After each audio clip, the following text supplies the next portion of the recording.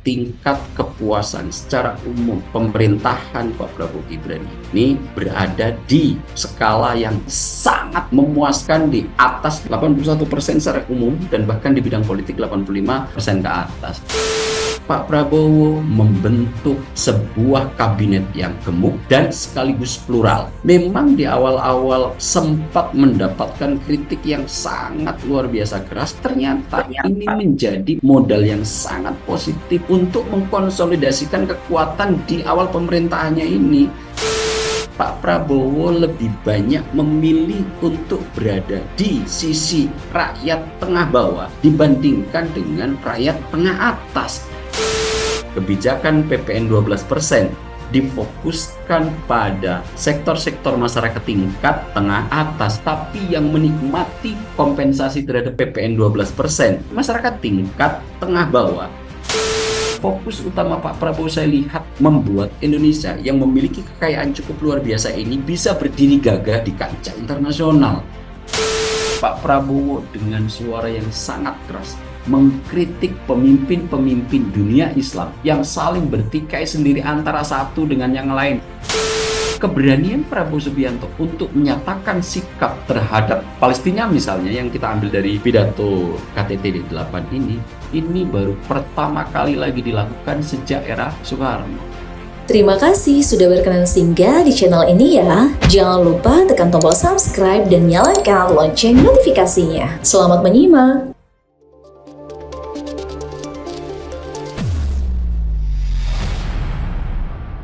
Berkolaborasi dengan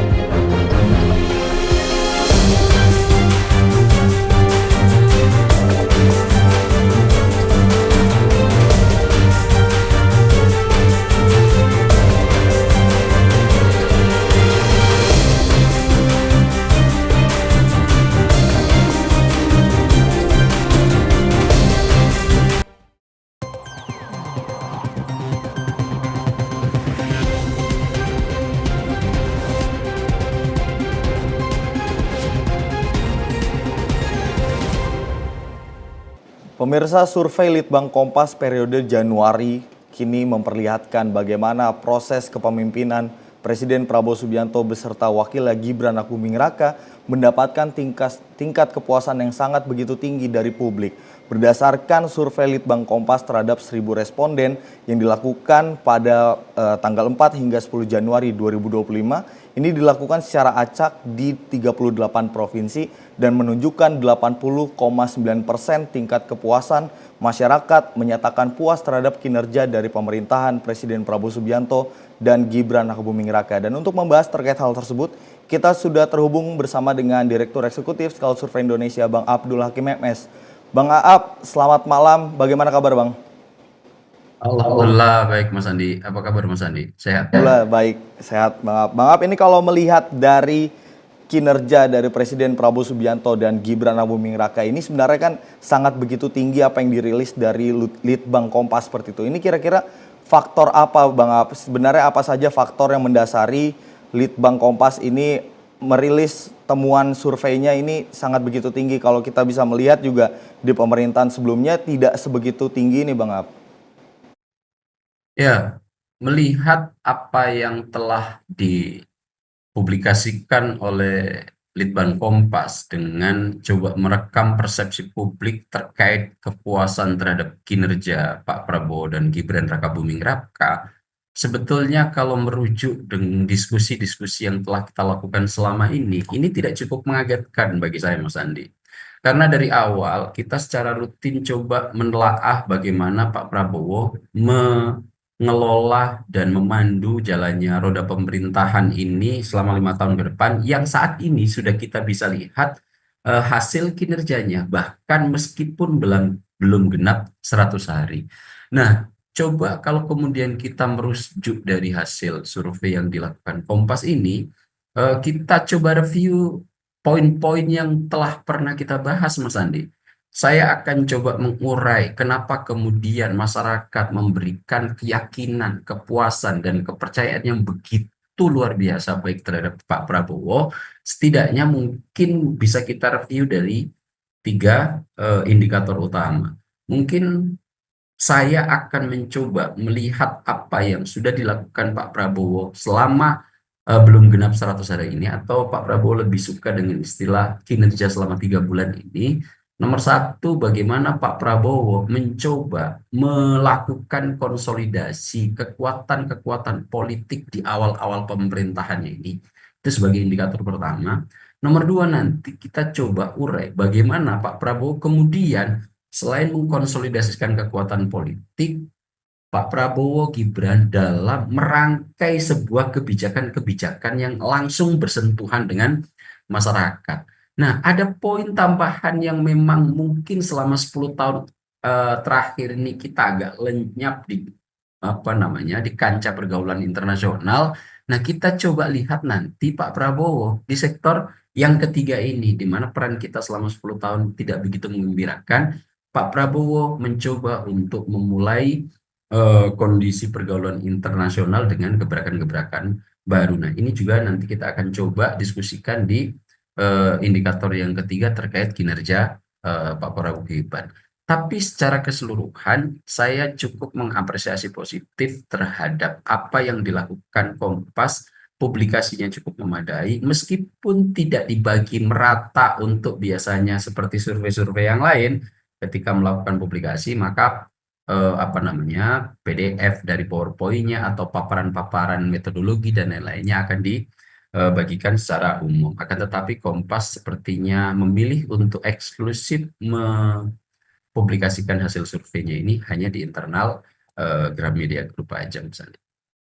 Bang Ab, ini kan kalau jika dibandingkan ya Bang Ab, ini kan pada periode awal kepemimpinan Presiden sebelumnya, Jokowi JK ini sebenarnya hanya mendapatkan tingkat kepuasan 60% di 3 bulan awal. Nah, kenapa Presiden Prabowo Subianto dan Gibran Rakabuming Raka ini cukup begitu tinggi? Bukan dibilang cukup lagi, ini sangat tinggi, cukup menggemparkan seluruh pihak, sangat tinggi. Apakah dari segi konsolidasi politik di awal pemerintahan, makanya kalau kita bisa melihat berbagai program sudah dijalankan di awal kepemimpinannya Bang Ab? Ya, apa yang dikemukakan Kompas, kalau saya konversi angka 1 sampai 100 menggunakan skala Likert gitu, di mana skala Likert ada 5 bagian, ada seandainya sangat puas gitu, sangat puas, biasa-biasa aja, sangat buruk dan sangat buruk. Nah, kalau saya konversi angka 1 sampai 100 ke dalam skala Likert dengan kemudian memberikan komposisi di mana angka sangat buruk itu misalnya 1 sampai 20, kemudian buruk, kategori buruk itu angka 21 sampai nanti 40, kemudian angka biasa aja itu 40 sampai 60, angka sangat puas saja itu angka di 61 sampai 80, dan kemudian sangat puas di angka 81 sampai 100, maka dalam skala Likert tingkat kepuasan secara umum pemerintahan kinerja Pak Prabowo Gibran ini berada di skala yang sangat-sangat memuaskan, kemudian sangat meyakinkan. Terutama kalau kita lihat dari kesimpulan Litbang Kompas, yang paling tinggi adalah sektor pengelolaan sektor politik gitu. Nah, kalau saya melihat secara keseluruhan memang ya di awal pemerintahan Pak Prabowo ketika pertama kali setelah dilantik mencoba membangun kekuatan-kekuatan politik ini untuk kolaborasi secara bersama-sama sehingga persatuan ini nanti bisa menimbulkan sesuatu yang diharapkan, dan indikatornya sudah kita lihat gejalanya selama 3 bulan pemerintahan Pak Prabowo ini. Pak Prabowo membentuk sebuah kabinet yang gemuk dan sekaligus plural.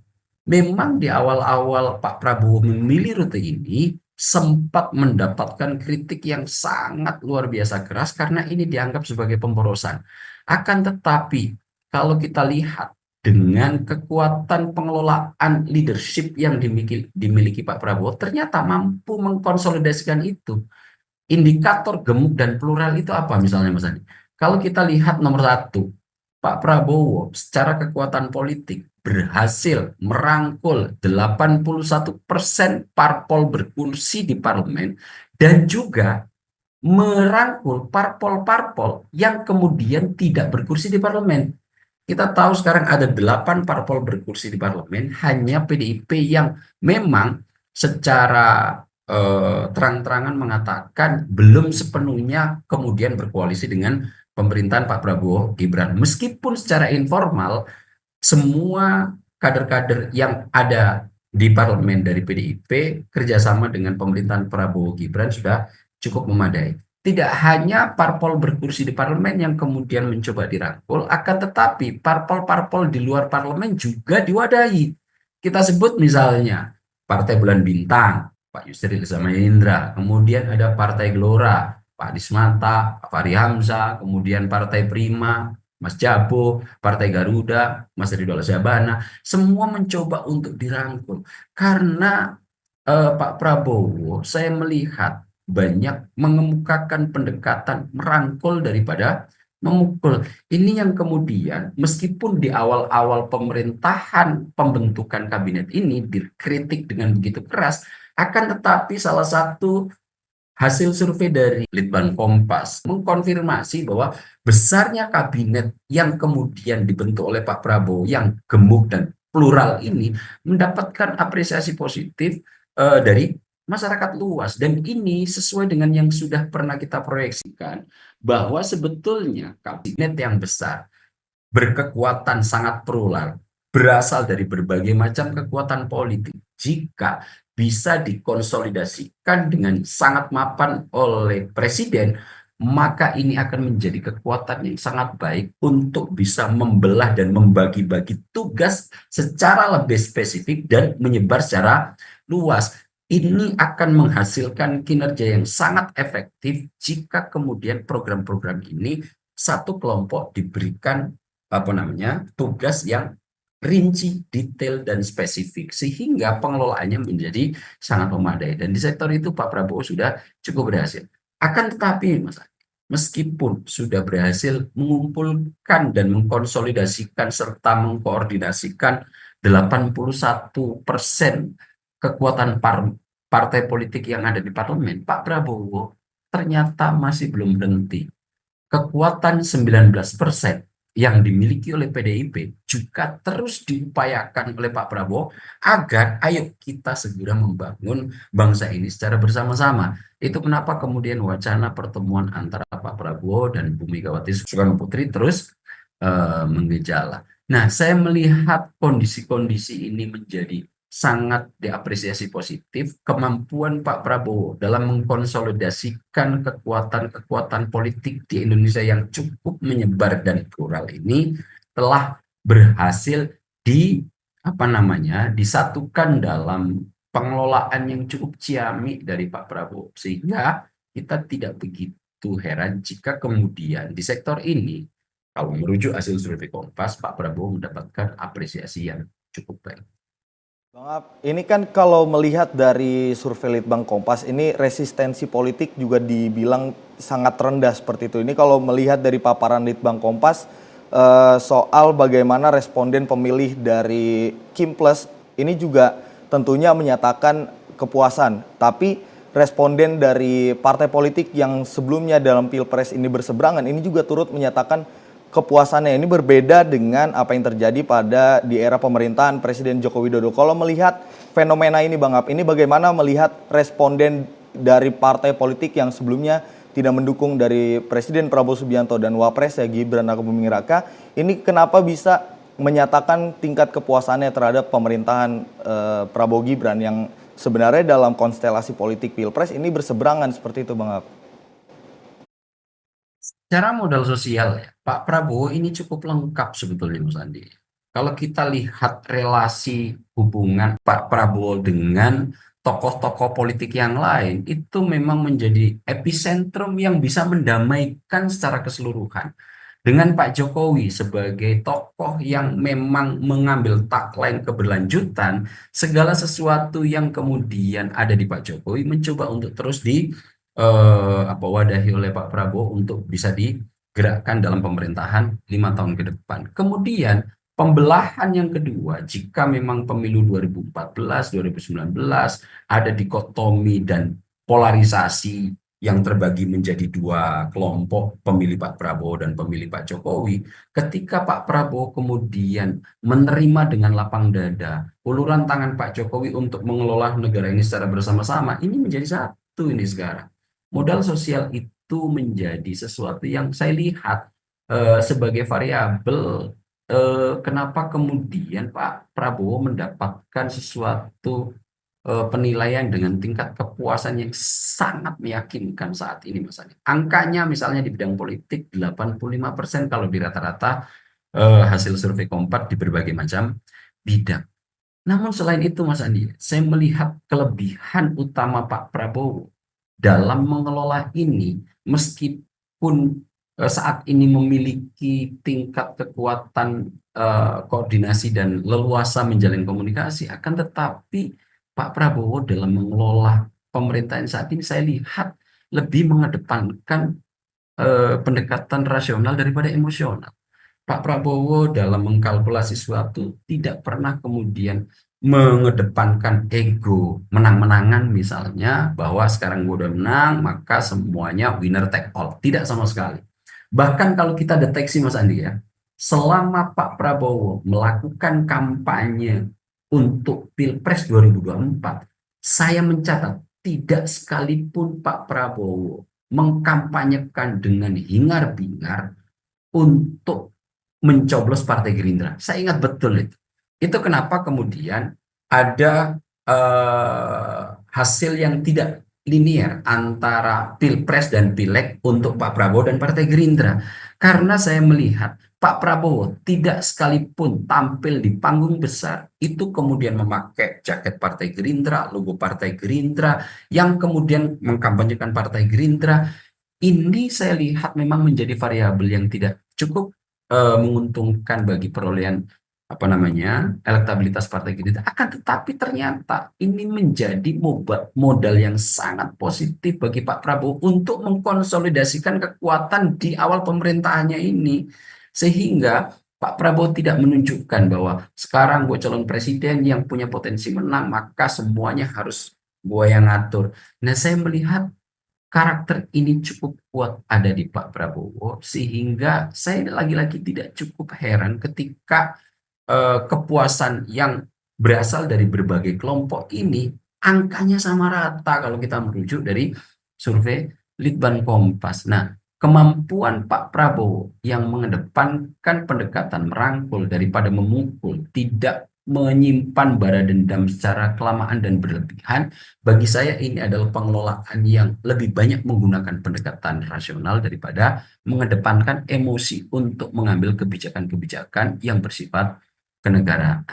Nah, yang paling penting lagi, Mas Andi, saya melihat Pak Prabowo kemudian menanggapi apa yang telah dilakukan kabinetnya tidak sebagai pencapaian pribadi.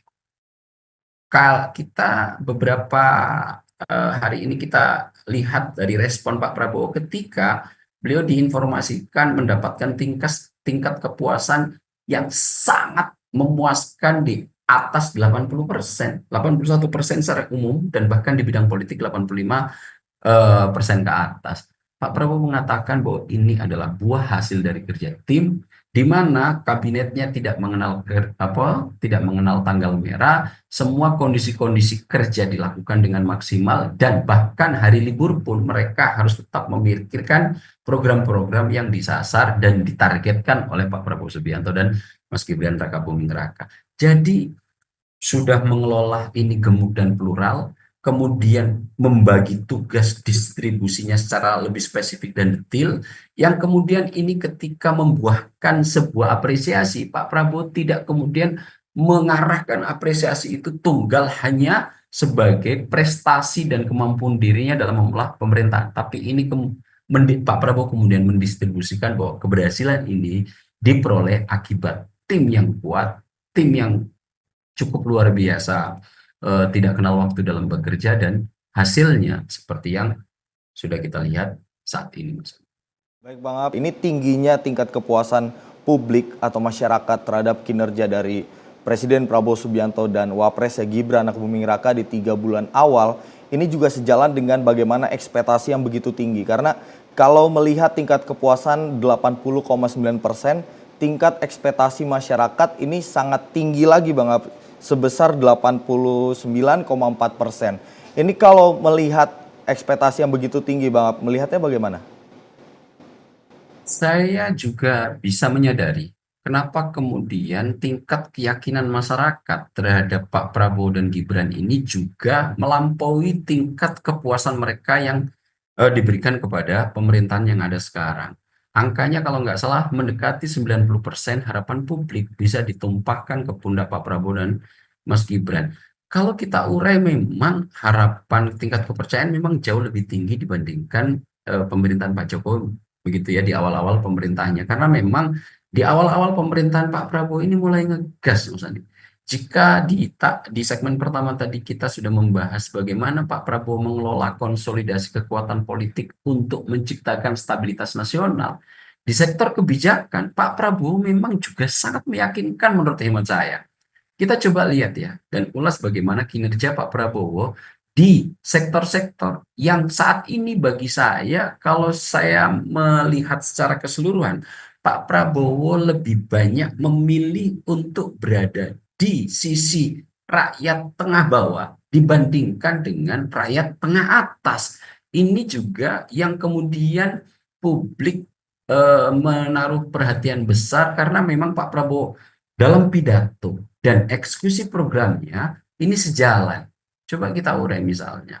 Pak Prabowo dalam kebijakan-kebijakan di awal pemerintahan 3 bulan ini, di sektor administratif pemerintahan misalnya, di awal-awal Pak Prabowo melakukan kebijakan yang tidak banyak koar-koar, omon-omon, dan kemudian tidak dikapitalisasi menjadi citra baik bagi dirinya. Apa itu misalnya?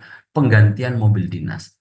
Maung Garuda itu kemudian menjadi kebijakan Pak Prabowo pertama yang bisa kita lihat, tanpa wacana, tanpa omong-omong, tanpa kuar-kuar, tanpa kapitalisasi pencitraan berlebihan, tanpa wacana yang kemudian baru dieksekusi.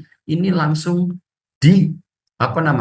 diputuskan oleh Pak Prabowo untuk dipakai oleh dirinya dan juga semua kabinet.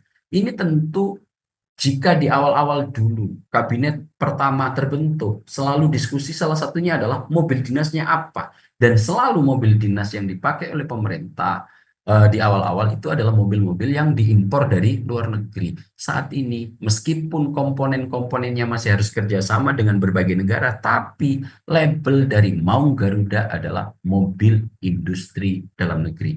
Dan ini contoh langsung diberikan, Pak Prabowo memakainya kemanapun ia pergi dalam rutinitas dalam negeri, kemudian juga mewajibkan semua kabinetnya untuk memakai mobil dinas ini. Ini adalah sesuatu yang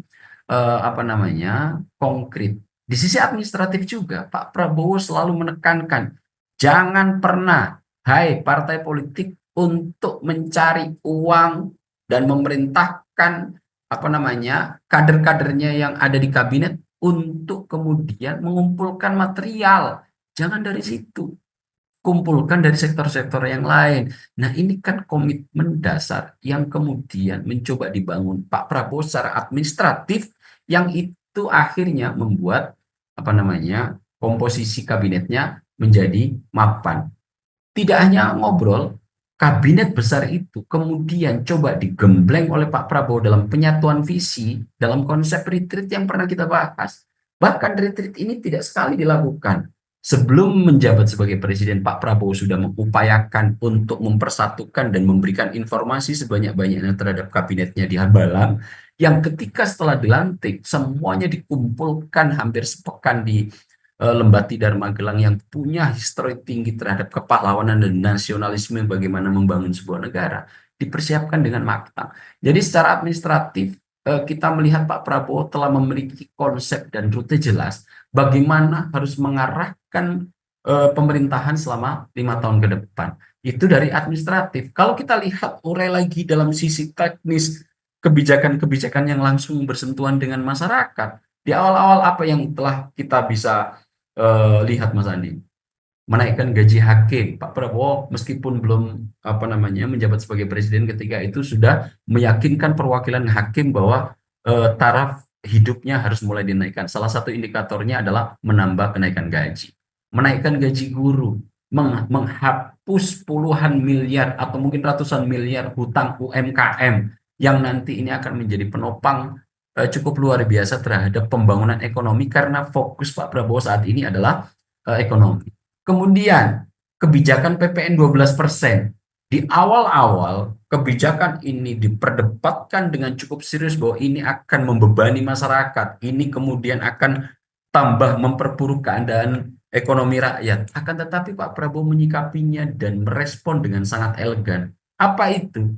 Kebijakan PPN 12% yang semestinya bisa mendatangkan potensi penghasilan negara sampai 70 triliun ke atas, hanya tinggal 3,5 triliun karena difokuskan pada sektor-sektor masyarakat yang beruang, yaitu tingkat tengah atas. Ini pun kemudian menampar semua pengkritik bahwa Pak Prabowo sebetulnya banyak berada di sisi masyarakat dalam kebijakannya. Kita urai lagi, menurunkan harga tiket pesawat jelang tahun baru. Kemudian menurunkan biaya haji yang baru pertama kali dalam sejarah RI. Ongkos naik haji yang dibayarkan oleh calon jamaah haji itu turun. Baru dalam pemerintahan sekarang. Dan ini sekali-kalinya dalam sejarah yang kemudian diupayakan oleh Pak Prabowo. Kemudian memberikan subsidi listrik sebagai implikasi. Yang pajaknya dinaikkan itu adalah tengah atas, tapi yang menikmati konsesi atau proyek untuk kompensasi terhadap kenaikan masyarakat bawah. Apa itu misalnya? Subsidi listrik 50% terhadap kepala keluarga yang daya listriknya di bawah 2.200 ke bawah. 50% kemudian diberikan kebijakan Pak Prabowo untuk diberikan kompensasi. Apakah masyarakat sudah merasakan? Sudah. Dan itu sudah dieksekusi dalam beberapa bulan terakhir. Nah, hal-hal yang seperti ini, kebijakan-kebijakan yang langsung menyentuh sektor masyarakat jauh meyakinkan yang dilakukan Pak Prabowo, belum lagi memberikan tambahan gizi kepada balita dan ibu hamil, kemudian pembagian bansos, BLT, dan itu semua masih tetap diupayakan Pak Prabowo dengan serius. Dengan cara apa? Melakukan efisiensi yang dipandang sebagai hal-hal yang tidak bermanfaat. Misalnya memotong anggaran untuk ATK di setiap kementerian yang jumlahnya sampai 44 triliun. Ini bagi saya juga temuan dan kebijakan Pak Prabowo yang cukup menyenangkan dan keberanian cukup luar biasa. Dan gongnya apa? Adalah makan bergizi gratis. Ini yang memang coba skemakan oleh Pak Prabowo, bahwa membangun bangsa harus berasal dari badan yang sehat, kemudian berpola pikir yang mapan. Itu kenapa Pak Prabowo sektor pendidikan akan menekankan secara terus-menerus, sehingga kesehatan dan pendidikan akan menghasilkan manusia-manusia unggul. Nah, dengan apa yang saya urai tadi, Mas Andi, cukup relevan dan cukup linear jika kemudian keyakinan dan harapan masyarakat cukup besar kepada Pak Prabowo melihat apa-apa yang telah diperlihatkan selama 3 bulan ini di pemerintahan yang berjalan, Mas Andi. Dan harapan-harapan ini sesuai dengan apa yang sudah kita proyeksi. Memang tondo-tondo api itu sudah kelihatan sejak pertama kali Pak Prabowo memegang tampuk kekuasaan tertinggi di negeri. Baik, tondo-tondo apik. Ini kalau yang tadi dijabarkan Bang Aap, mulai dari gaji hakim, gaji guru, hapus utang UMKM, dan PPN 12% dan seterusnya, ini merupakan kan kebijakan populis ya Bang Aap ya. Ini kalau melihat dari survei Litbang Kompas, ini persenan kepuasan masyarakat ini cukup tinggi. Dari status sosial ekonominya, kelas bawah itu 84,7%. Kemudian kalau melihat sektor yang tidak puas, ini dari status ekonomi berada di kalangan atas yang paling besar 32,1%. Nah, kalau yang tadi Bang Aap jabarkan, ini kebijakannya sangat condong ke pro terhadap masyarakat, Apakah ke depannya Presiden dan maupun pemerintahan Presiden Prabowo Subianto akan memperbanyak lagi kebijakan-kebijakan populis ke depannya Bang Ab, untuk tentunya untuk mempertahankan tingkat kepercayaan publik ini Bang Ab? Saya memilih untuk tidak memakai diksi kebijakan populis ya. Saya lebih suka dengan istilah kebijakan yang lebih dekat dengan masyarakat ekonomi tengah bawah. Bahwa memang secara piramida jumlah masyarakat kita yang berada di posisi tengah bawah ini mayoritas, dan kebijakan yang bisa menyentuh untuk menguntungkan dan menjadi pemecah persoalan yang mereka hadapi ini adalah sesuatu yang sangat ideal, dan memang tugas negara adalah untuk melakukan itu. Saya akan mencoba untuk menghindari bahasa kebijakan populis, tapi kebijakan-kebijakan yang yang memprioritaskan masyarakat-masyarakat yang ada di sisi tengah bawah. Karena selama ini kita lihat 10 tahun terakhir Mas Andi, mohon maaf tidak mencoba untuk membandingkan, tapi akan tetapi hanya dengan cara ini nanti kita bisa melihat diferensiasinya. Kebijakan-kebijakan yang saat ini diambil oleh Pak Prabowo jauh lebih banyak memperhatikan persoalan-persoalan yang ada di tengah bawah. Bahkan punya potensi untuk bisa Pak Prabowo mendapatkan serangan dari kompetitor-kompetitor yang berada di tengah atas. Kenapa? Tidak perlu sama sekali menaikkan tiket ekonomi, di mana selama sejarah 10 tahun terakhir ketika menjelang tahun baru, lebaran, ini dipakai untuk upaya penggelembungan kapital oleh mereka-mereka yang memiliki modal besar. Dengan cara apa? Menaikkan tiket pesawat, menjaga stabilitas atau bahkan menurunkan harga sembako. Ini bagi kalangan industri adalah saat di mana kantung mereka akan berisi dengan keuntungan yang berlipat-lipat. Akan tetapi Pak Prabowo mengrem itu dan mencoba untuk pengendalian harganya. BBM dikendalikan, harga sembako dikendalikan, harga tiket yang memang ini untuk kebutuhan masyarakat banyak dikendalikan. Dan akhirnya Pak Prabowo saya melihat punya potensi memang karena dengan background yang cukup lengkap ya, militer, priayi dan bangsawan, pemikir dan intelektual, sehingga untuk berhadapan dengan tokoh-tokoh besar pebisnis bukan menjadi persoalan yang serius bagi Pak Prabowo.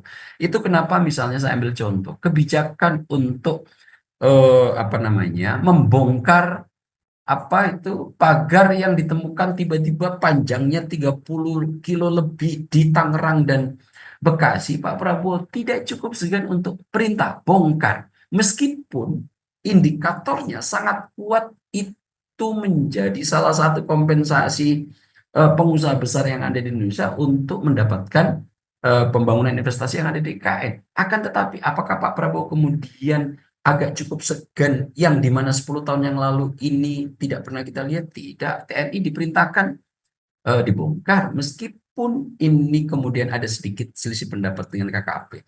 Akan tetapi kalau kemudian melihat lagi cerminan dari perkataan Ketua Harian Partai Gerindra Sufmi Dasko Ahmad, kebijakan-kebijakan seperti ini yang berada di sisi tengah, rakyat tengah bawah bukan tengah atas, akan terus dilanjutkan oleh Pak Prabowo dengan risiko mendapatkan serangan dari tokoh-tokoh gajah besar yang saat ini menjadi pengaruh tersendiri yang ada di perekonomian Indonesia, dan mereka lah sebetulnya sejatinya yang disinyalir banyak orang penguasa sesungguhnya di balik layar. Akan tetapi kalau melihat apa yang dilakukan Pak Prabowo dalam 3 bulan ini, berani untuk kemudian tidak sejalan dengan pemikiran-pemikiran kaum oligarki, lebih suka lagi-lagi berada di sisi rakyat tengah bawah. Bang Ab, ini kan ekspektasi masyarakat yang begitu tinggi menjadi beban tersendiri gak sih bagi Presiden Prabowo Subianto ke depan? Karena kalau tadi yang Bang Ab jabarkan, ini kebijakan yang pro rakyat banyak dikeluarkan oleh Presiden Prabowo, kemudian yang tokoh-tokoh gajah dalam tanda kutip sebagai penguasa sebenarnya, ini apakah ada upaya untuk mencoba menghalangi? Dan kalau melihat dari karakteristik Presiden Prabowo menghadapi itu ke depan seperti apa Bang Ab? Ya, saya yakin ya, meskipun saat ini tingkat kepuasan terhadap Pak Prabowo besar, tingkat kepercayaannya besar, tingkat keyakinannya besar, tingkat pengharapan terhadap Pak Prabowo besar, akan tetapi jangan pernah lupa masih ada 19% itu yang kemudian tidak suka dengan Pak Prabowo, dan ini wajar dalam dunia demokrasi. Ketika kemudian yang tidak suka akan membidikkan perhatian dan fokus mereka terhadap hal-hal yang belum beres, biarkan itu terjadi karena itu adalah bagian dari demokrasi dan itu merupakan upaya check and balances yang cukup baik bagi dinamika politik sebuah negara.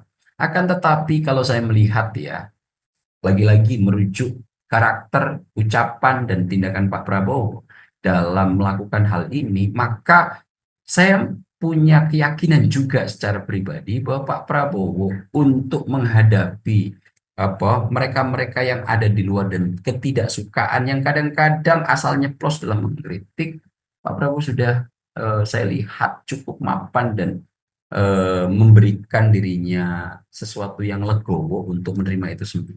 Karena Pak Prabowo saya lihat dalam 3 bulan ini tidak pernah sedikit pun reaktif terhadap isu-isu yang sedang mengkritik pada dirinya. Dan ini saya lihat sebuah kematangan yang cukup luar biasa dari Pak Prabowo. Sehingga dalam menghadapi obstacle, tantangan dan rintangan yang akan dijalani oleh Pak Prabowo dalam 5 tahun ke depan, kok sepertinya dengan konsolidasi kekuatan politik yang sudah seperti sekarang dilakukan Pak Prabowo masih sangat memadai. Oke, baik Bang. Kalau berbicara soal bagaimana fokus dari Presiden Prabowo Subianto adalah kemajuan ekonomi Indonesia ke depan, tentunya kebijakan luar negeri juga menjadi sorotan. Dan kalau melihat di 3 bulan awal ini Bang, bagaimana kebijakan dan tentunya pergaulan politik Presiden Prabowo Subianto di kancah internasional, melihatnya bagaimana Bang? Iya, sayang ya, survei Kompas yang barusan dipublikasikan itu tidak juga menyertai bagaimana melihat kinerja Pak Prabowo di pergaulan internasional. Saya memang dulu pernah melakukan survei terkait Pak Prabowo di bagaimana nanti keyakinan publik untuk menghadapi dunia internasional, dan angkanya juga sangat signifikan bahwa masyarakat Indonesia percaya Prabowo Subianto akan berhasil menengadahkan wajah Indonesia kembali di kancah pergaulan internasional. Dan saat ini kalau saya melihat situasinya itu sudah mulai terasa, Mas Andi. Jika tadi kita membicarakan persoalan-persoalan domestik, bagaimana Pak Prabowo mengkonsolidasikan kekuatan politik nasional dalam pemerintahannya, bagaimana kebijakan-kebijakannya, saya melihat penetrasi Pak Prabowo di dunia internasional juga telah memulihkan lagi wajah Indonesia yang ketika pertama kali dipimpin oleh Presiden Bung Karno, ini adalah menjadi satu variabel kenapa kemudian Indonesia dipandang sebagai negara yang cukup kuat, karena diplomasi internasional waktu itu berkawan baik dengan pemimpin Uni Soviet, berkawan baik dengan pemimpin Amerika Serikat John F. Kennedy. Presiden Soekarno berhasil melakukan itu, dan setelah kemudian sempat itu bisa diwadahi oleh Presiden Susilo Bambang Yudhoyono dalam kancah internasional, akan tetapi tidak sepenetratif yang dilakukan oleh Prabowo Subianto. Kita lihat rutenya coba Mas Andi ya. Di awal-awal pemerintahannya, Prabowo Subianto tidak cukup kesulitan untuk mendapatkan akses bertemu dengan berbagai macam kekuatan blok-blok ekonomi dan negara-negara adidaya untuk melakukan pertemuan tertinggi bilateral. Kita lihat rutenya, bertemu dengan pemimpin blok yang menjadi rival kuat Barat, Vladimir Putin, Rusia, Xi Jinping, China. Tidak ada kendala serius yang dialami oleh Pak Prabowo. Cukup luas, cukup leluasa, cukup akrab pembicaraan yang dilakukan dengan dua pemimpin ini, sehingga kita lihat Pak Prabowo tidak punya kecanggungan sama sekali. Kapasitas beliau tidak diragukan dalam konteks ini. Dalam waktu yang tidak berselang lama, Prabowo Subianto juga berhasil untuk melakukan diplomasi dengan dua pemimpin lainnya yang menjadi rival kuat dari dua negara yang saya sebut pertama tadi. Siapa itu? Amerika Serikat ketemu dengan Joe Biden, bahkan juga sudah sempat berbicara langsung dengan Donald Trump, dan penguasa Inggris ini adalah dua blok yang saat ini menjadi motor dari negara-negara Barat. Nah, Pak Prabowo dalam kancah internasional di awal pemerintahannya mengarungi dunia yang saat ini terkesan kembali menjadi multipolar, tapi dalam kecenderungannya mengerucut lagi menjadi bipolar dengan Rusia, Cina berhadapan-hadapan dengan Amerika dan blok Barat. Ini kemudian Pak Prabowo tidak cukup sungkan dan kesulitan untuk mengarungi di antara keduanya. Yang kemudian sempat membuat kita semua terhenyak adalah ketika Pak Prabowo melakukan pidato di KTT D8, di mana di situ ada negara-negara yang secara hubungan diplomatik memiliki kerjasama dengan Israel. Dan di situ Pak Prabowo dengan suara yang sangat keras mengkritik pemimpin-pemimpin dunia Islam yang saling bertikai sendiri antara satu dengan yang lain, yang itu menjadi penyebab kenapa kemudian dunia Islam ini menjadi lemah dan mudah dipecah belah. Prabowo Subianto menyarankan agar bersatu. Itu kenapa Pak Prabowo mensinyalir bantuan terhadap Palestina tidak pernah dilakukan secara konkret, hanya verbatim lip service yang tidak kemudian diikuti dengan kebijakan-kebijakan yang faktual lainnya. Pak Prabowo mencoba sekarang untuk menggeret beberapa pengungsi lebih konkret, dan itu dikemukakan di depan negara yang sudah lama memiliki hubungan diplomatik dengan Israel. Siapa itu? Turki, kemudian di situ juga ada Azerbaijan. Tapi kemudian Pak Prabowo juga menyampaikan itu di pemimpin tertinggi Iran begitu. Nah, keberanian Prabowo Subianto untuk menyatakan sikap terhadap Palestina misalnya yang kita ambil dari pidato KTT D8 ini baru pertama kali lagi dilakukan sejak era Soekarno, dan ini menjadi lagi-lagi tanda-tanda yang cukup memperlihatkan bagaimana pengaruh kita di dunia kancah internasional mulai tumbuh kembali. Dan kita juga bisa melihat Pak Prabowo mengaktifkan kembali arti sebenarnya politik bebas aktif. Apa itu contohnya? Pak Prabowo tidak cukup segan membawa Indonesia untuk menjadi anggota penuh BRIC dari kelompok negara-negara yang dipandang menjadi rival dari dunia barat, yaitu Brazil, Rusia, India, China, dan South Africa, di mana sekarang sudah mulai bertambah dan saat ini Indonesia berada di dalamnya menjadi anggota penuh. Kemudian dalam waktu yang sama juga kita tidak cukup segan untuk bisa menjadi anggota OECD, di mana ini adalah merupakan wajah dari negara-negara blok barat untuk menumbuh kembangkan perekonomian mereka. Indonesia cukup aktif untuk bisa masuk bermacam-macam blok dengan tanpa rasa sungkan dan segan. Dan ini Prabowo Subianto saya lihat dalam berdiplomasi sudah cukup mencair untuk mengambil upaya manfaat yang bisa ditarik ke Indonesia dari berbagai macam blok sebagai aplikasi dari konsep politik bebas aktif luar negeri. Nah, hal-hal yang semacam ini memperlihatkan Prabowo sebagai sosok yang saya pikir bisa kembali membuat dada membusung di depan kancah internasional. Nah, saya juga kemudian tidak cukup heran jika Straits Times, majalah terbesar di Singapura, kemudian memproyeksi bahwa Prabowo Subianto akan menjadi salah satu di antara 10 tokoh yang akan sangat berpengaruh di tahun 2025. Sejajar dengan siapa? Sejajar dengan Vladimir Putin, sejajar dengan Donald Trump, dan sejajar dengan pemimpin-pemimpin India, Singapura, dan sosok-sosok yang berpengaruh yang lainnya. Kalau melihat penetrasi kita untuk melakukan diplomasi dalam kancah internasional yang saat ini kecenderungan kekuasaannya terdistribusi merata dengan multipolar, Pak Prabowo dengan kemampuan background daya jelajah yang sudah ia miliki, sepertinya kita melihat cukup leluasa dan tidak begitu banyak menerima rintangan berlebihan ketika menjalin hubungan yang saya lihat selama 10 tahun terakhir agak lenyap, Mas Andi. Inilah kalau saya lihat kiprah Indonesia di bawah kepemimpinan Prabowo Subianto, meskipun tidak ada hasil dari survei Kompas, apa yang telah dilakukan, harapan publik bahwa Prabowo Subianto juga akan mampu membawa Indonesia untuk berbicara lebih banyak di kancah internasional mulai terbukti, Mas.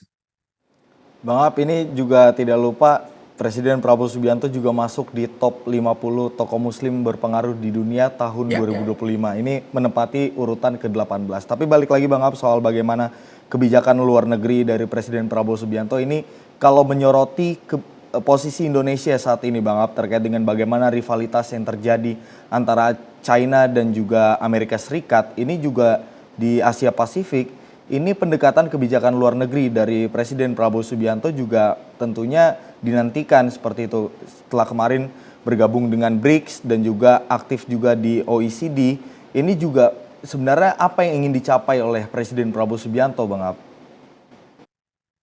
kalau melihat analisis dari Straits Times ya, bahwa Pak Prabowo saat ini di dunia internasional dilihat sebagai sosok pemimpin yang sedang mencoba menggenjot apa namanya pembangunan total di sektor ekonomi. Kita tahu ini memang menjadi concern khusus Pak Prabowo sejak mencoba untuk berkontestasi menjadi Presiden Republik Indonesia. Kita sudah kerap kali dengar bahwa Pak Prabowo bilang kita memiliki kekayaan alam yang sangat memadai, kita memiliki semua yang tidak dimiliki oleh negara lain untuk hidup, mulai dari pangan, energi, semuanya ada di Indonesia. Akan tetapi itu semua bocor, kata Pak Prabowo, bocor, bocor, bocor. Ke apa fokus utama Pak Prabowo saya lihat ya semangat untuk bisa menjadi pemimpin tertinggi di Indonesia. Salah satunya adalah mencoba membuat Indonesia yang memiliki kekayaan cukup luar biasa ini bisa berdiri gagah di kancah internasional. Dan itu yang kemudian Straits Times lihat sebagai upaya agresif Pak Prabowo melobi semua negara-negara meskipun berbeda pandangan secara politik dan ekonomi, tapi Indonesia mencoba melakukan penetrasi demi manfaat atau interest nasional kita. Dan apa yang dikemukakan Straits Times itu terafirmasi kalau kita kemudian merujuk pada pidato-pidato Pak Prabowo, bahwa Pak Prabowo punya komitmen pangan tidak akan lagi impor. Dalam waktu 5 tahun ke depan, kita akan melakukan swasembada di sektor energi, pangan, dan semua kebutuhan industri yang ada di kita. Melihat semangat dari pidato-pidato Pak Prabowo, melihat analisis terhadap Pak Prabowo, sosok Prabowo dari luar apa namanya, dari luar negeri. Salah satu rujukan bisa kita baca hasil analisis Straits Times kenapa kemudian memasukkan Prabowo sebagai salah satu tokoh yang diproyeksi akan berpengaruh di tahun 2025 karena penetrasi utama Pak Prabowo saat ini adalah fokus pembangunan ekonomi. Pak Prabowo bahasanya tidak peduli lagi kalian ini nanti berideologi apa, tapi ketika mampu membangun kesepakatan yang nanti salah satu manfaatnya itu bisa arahkan untuk kepentingan Indonesia, Pak Prabowo tidak cukup segan melakukan ini. Nah, inilah kenapa kemudian Straits Times menyoroti saat ini Indonesia yang menjadi pemimpin di ASEAN, kemudian saat ini tidak terjadi kendala serius untuk membangun apa namanya komunikasi dalam berbagai bidang dengan cara diplomasi dengan negara-negara yang saat ini agak cukup sulit untuk bekerja sama. Indonesia cukup penetratif di sektor itu. Nah, inilah apa yang kemudian bisa kita ambil analisis Straits Times menempatkan Prabowo sebagai sosok yang saat ini cukup agresif dalam upaya pembangunan ekonomi dan itu coba diaplikasikan yang tidak memiliki kendala serius di dunia internasional. Cukup berani mengemukakan apa yang ada di kepala beliau, cukup berani menegaskan posisi ada di sisi mana, yang inilah menjadi salah satu indikator kenapa Straits Times menempatkan proyeksi Prabowo Subianto akan menjadi tokoh paling berpengaruh di tahun 2025. Baik Bang Ab, ini juga kalau berbicara soal Straits Times yang pernah merilis terkait dengan bagaimana Presiden Prabowo Subianto menjadi tokoh berpengaruh yang diprediksi akan berpengaruh di tahun 2025, ini dalam jabarannya juga sempat menyebut Presiden Prabowo ini dijuluki sebagai Presiden Kebijakan Luar Negeri pertama, seperti itu ya. Tapi Bang Ab, balik lagi soal bagaimana tingkat kepuasan dari Presiden Prabowo Subianto. Terakhir Bang Ab, menjadi tantangan tersendiri gak sih bagi Presiden Prabowo Subianto dan Wapresnya Gibran Rakabuming Raka dalam mempertahankan bagaimana tingkat kepuasan masyarakat yang sangat begitu tinggi, karena nantinya jika memang setelah 3 bulan dan akan ada rilis survei lagi jika ini turun seperti itu, ini kan kalau berbicara soal dinamika politik kan pasti ada naik dan turun ya Bang Ab. Ini menjadi minus atau Presiden Prabowo Subianto nanti ke depannya dapat mempertahankan nggak sih? Kalau saya melihat jika untuk sampai 2-3 tahun ke depan ini sepertinya akan tetap bisa dilakukan. Tapi sebetulnya tantangan terbesar dari Pak Prabowo adalah bagaimana nanti ketika harus mendekati kontestasi pemilu 2029, Mas Andi. Kenapa? Ini adalah politik di mana kita sudah tahu di awal tahun ini Mahkamah Konstitusi sudah memutuskan untuk menghapus presidensial threshold 20% kursi DPR atau 25% gabungan suara-suara faktual dalam pemilu legislatif. Ini tentu masing-masing kekuatan politik yang saat ini diramu dan cukup sukses dikelola oleh Pak Prabowo akan berpikiran tentang juga politik, di mana itu nanti akan mencoba mencari kredit poin terhadap bahwa keberhasilan Pak Prabowo memang ansih bukan Pak Prabowo pribadi. Akan tetapi jika kemudian hal ini Pak Prabowo masih melakukan pengelolaan yang cukup baik di sektor bagaimana melakukan upaya ini, karena Pak Prabowo ini baru di pemerintahan yang pertama. Presiden bisa menjabat 2 periode. Jika Pak Prabowo mampu memberikan pengelolaan yang cukup rapi terhadap kekuatan-kekuatan politik yang ada saat ini dan itu bisa diarahkan sampai pemilu 2029. Kalau melihat seperti ini saya yakin Pak Prabowo akan bisa 2 periode, Mas Andi. Kenapa? Karena di awal pemerintahan Pak Jokowi waktu itu cuma 63%, akan tetapi bisa terus tumbuh meskipun ada wajah-wajah yang sedikit terus menarasikan terkait sisi buruk dari Pak Jokowi. Akan tetapi saat ini apakah kemudian yang mencoba memperlihatkan sisi buruk Pak Jokowi? Tidak ada, banyak, Mas Andi. Akan tetapi hal itu tidak menjadi fokus lagi karena performa Pak Prabowo di atas rata-rata di 3 sektor indikator yang telah kita bicarakan.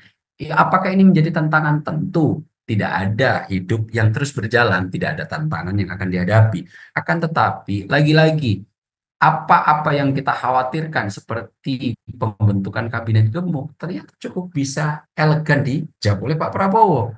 Kebijakan PPN, nggak mungkin ini nanti hanya untuk barang mewah. Ternyata Pak Prabowo cukup elegan.